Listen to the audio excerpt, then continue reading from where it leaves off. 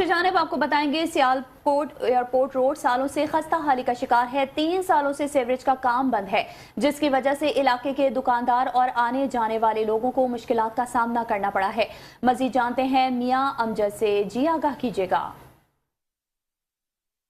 ہاں جی بالکل جی، میں اس وقت موجود ہوں شہر اقبال سیالکوٹ کے علاقہ گوہت پور ایئرپورٹ روڈ پر،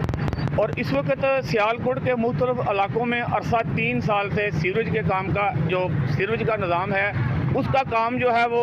کبھی رک جاتا ہے، کبھی شروع ہو جاتا ہے، اور یہ سیالکوٹ کے علاقہ گوہت پور، مراد پور، کور پور کے لوگوں کو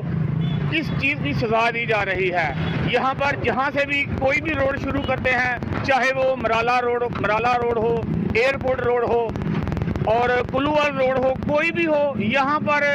کبھی کام رک جاتا ہے، کبھی کام شروع ہو جاتا ہے، اور یہ لوگ یہاں پر جو کاروبار ہے بالکل ٹھپ ہو کے رہ گیا ہے۔ اور میں اس وقت موجود ہوں ایئرپورٹ روڈ گوہت پور، اور آپ میرے پیچھے دیکھ سکتے ہیں تقریباً عرصہ جو ہے 3-4 ماہ سے یہاں پر ٹف ٹائل کا جو کام ہے وہ بند پڑا ہے، ٹھپ پڑا ہے، اور یہ جو ٹف ٹائل میں نے اس وقت پکڑی ہے اس کی قیمت کم سے کم 40 روپے کا ایک پیس ہے، جو یہاں پر لوگ جو ہیں یہ اٹھا کر لے جا رہے ہیں اور یہاں سے یہ غائب ہو رہی ہے۔ اور سیالکوٹ انتظامیہ بالکل خاموش ہے، اور سیالکوٹ ایئرپورٹ روڈ اس وقت سختہ حالی کا شکار ہے۔ یہاں پر دکاندار بھی پریشان ہیں، لوگ پریشان ہیں، جو رہائشی ہیں وہ پریشان ہیں، اور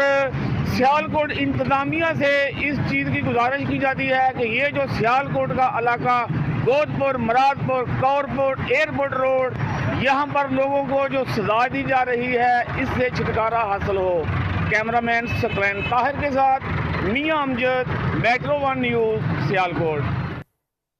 شیخ پورہ motor way police and training college میں اجلاس منعقد کیا گیا۔ موٹر وے پولیس ٹریننگ کالج شیخ پورہ میں اجلاس